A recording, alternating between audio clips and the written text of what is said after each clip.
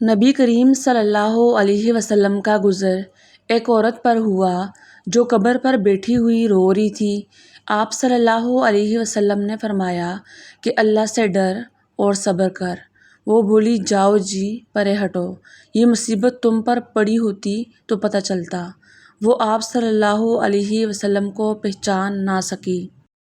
پھر جب لوگوں نے اسے بتایا کہ یہ نبی کریم صلی اللہ علیہ وسلم تھے تو اب وہ گھبرا کر حضرت صلی اللہ علیہ وسلم کے دروازے پر پہنچی۔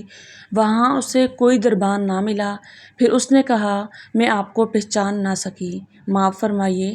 تو آپ صلی اللہ علیہ وسلم نے فرمایا کہ صبر تو جب صدمہ شروع ہو اس وقت کرنا چاہیے۔ اب کیا ہوتا ہے؟ ایک مرتبہ کا واقعہ ہے کہ ایک بزرگ اللہ والے جا رہے تھے۔ سردی کا موسم تھا، بارش بھی تھی۔ سامنے سے میاں بیوی آ رہے تھے۔ ان بزرگ کے جوتوں سے ایک دو چھینٹے اڑے اور عورت کے کپڑوں پر جا گرے۔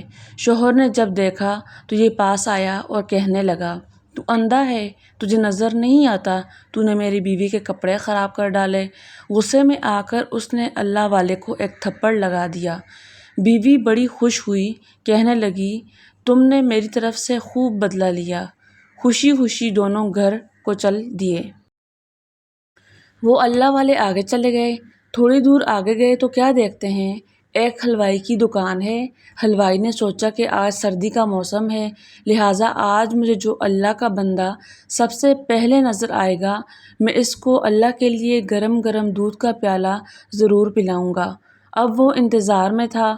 جب بزرگ پاس سے گزرے تو اس نے بلایا، بٹھایا اور گرم گرم دودھ کا پیالہ پیش کیا۔ سردی تو تھی ہی، انہوں نے دودھ پیا اور اللہ کا شکر ادا کیا۔ دکان سے باہر نکل کر آسمان کی طرف دیکھا اور کہا، واہ اللہ، تیری شان کتنی عجیب ہے، کہیں تو مجھے تھپڑ لگواتا ہے، کہیں گرم دودھ کے پیالے پلواتا ہے۔ اتنے میں وہ میاں بیوی گھر کے قریب پہنچے تھے۔ خاوند سیڑھیاں چڑھ رہا تھا کہ اس کا پاؤں اٹکا اور وہ گردن کے بل گرا اور وہیں اس کی موت واقع ہو گئی۔ بیوی نے کہا، تھوڑی دیر پہلے ایک واقعہ پیش آیا تھا، کہیں اس بزرگ نے تو اس کے لیے بد دعا نہیں کی۔ وہیں پر کچھ لوگ ان بزرگ کے پاس آئے اور کہنے لگے، ایک تھپڑ ہی تو مارا تھا، آپ اسے معاف کر دیتے، آپ نے اس کے لیے بد دعا کر دی۔ انہوں نے کہا، نہیں، میں نے کوئی بد دعا نہیں کی، میں نے صبر کیا۔ بات در حقیقت یہ ہے کہ اس کو بیوی سے محبت تھی۔ جب بیوی کو تکلیف پہنچی تو اس نے بدلہ لے لیا۔ مجھ سے میرے پروردگار کو محبت تھی، جب مجھے تکلیف پہنچی تو میرے پروردگار نے بدلہ لے لیا۔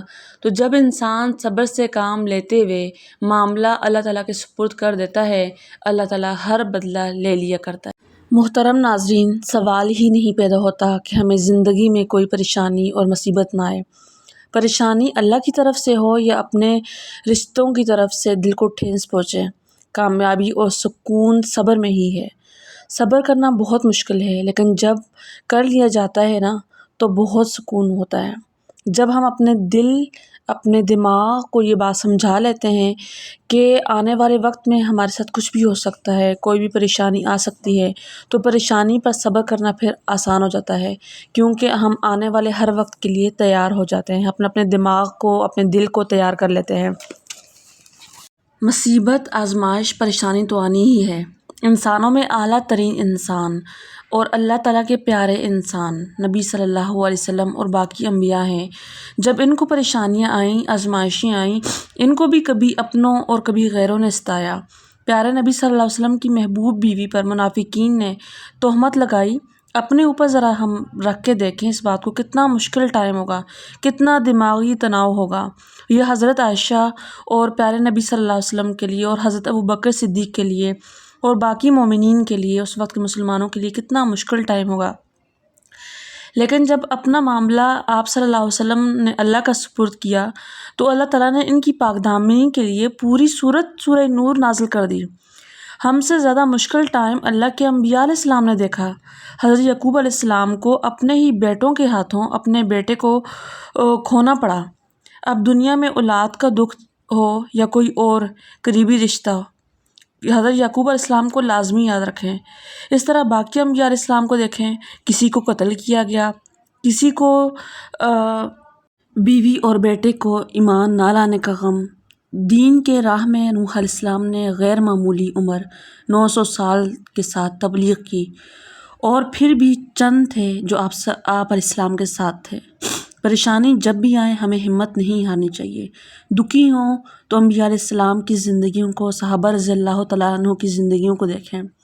پریشانی جس طرح کی بھی ہو، کاروبار کی ہو، اپنے رشتوں کی ہو، بیماری کی ہو، جس طرح کی بھی ہو، ہم اللہ تعالیٰ سے مدد مانگیں۔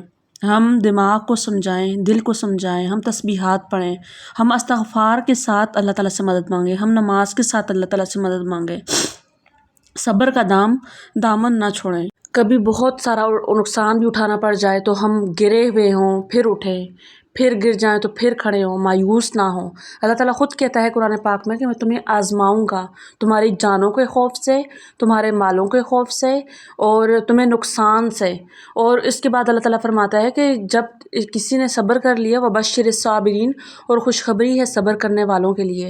اور جب بھی کوئی پریشانی آتی ہے نا تو ہمارے گناہ مٹ جاتے ہیں، اور ایک تو ہمارے دماغ، دل ایک متحرک بھی رہتے ہیں، اور ہم پریشانی سے بھی، اس تنگ ٹائم سے بھی ہم اپنے لیے جو ہے وہ ایک پازیٹیو اپنے لیے ایک نکالنے والے ہوں، ایک مثبت چیز نکالنے والے ہوں۔ اور کیونکہ اللہ کے نبی نے فرمایا کہ مومن کا جو ہر معاملہ ہے نا وہ بہترین ہوتا ہے، کہ جب پریشانی آئے تو تب بھی وہ اس پہ صبر کرتا ہے، اور جب اس کو خوشی ملے تو وہ اس پہ اللہ کا شکر ادا کرتا ہے۔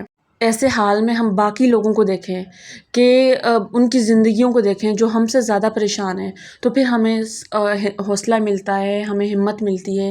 اس وقت فلسطین کے مسلمانوں کو دیکھیں کہ ان کے اوپر کس قدر خوف ہے، کہ ان کے ایک سیکنڈ کا بھی نہیں پتہ کہ کس سیکنڈ میں مطلب کس کی جان چلی جائے، لیکن پھر بھی وہ مطمئن ہیں۔ ان لوگوں نے اس قرآن کو پڑھا ہے، ان لوگوں نے انبیاء علیہ السلام کی زندگیوں کو اچھے سے پڑھا ہے، انہوں نے قرآن و حدیث کو سمجھا ہے، انہوں نے اس ٹائم کی یاد آج ہمیں تازہ کر کے بتا دیے۔ ہم نے صرف کتابوں میں پڑھا تھا نا، تو آج انہوں نے اپنی عمل سے ہمیں بتا دیا ہے کہ کیا ہوتا ہے قرآن، کیا ہوتا ہے مسلمان کا تو کام ہی نہیں ہے کہ وہ مایوس ہو کے بیٹھ جائے، یا وہ پریشانی میں بس پریشان ہی ہوتا چلا جائے۔ اس کے پاس ایک ہے ذات جو اس کو پریشانی سے نکالنے والی ہے، اور یہ پریشانیاں جو ہیں وہ اللہ تعالیٰ سے ہمیں زیادہ قریب کر رہی ہوتی ہیں۔